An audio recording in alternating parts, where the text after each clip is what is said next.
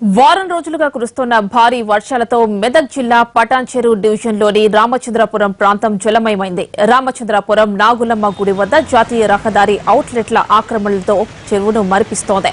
ఆ ప్రాంతాన్ని సందర్శించిన మంత్రి హరీష్ రావు మియాపూర్ నుంచి సంగారెడ్డి దాకా జాతీయ రహదారి మరమ్మతులకు 15 రోజుల్లో టెండర్ల ప్రక్రియ పూర్తి చేసి వెంటనే పనులు జరిగేలా చూస్తామన్నారు.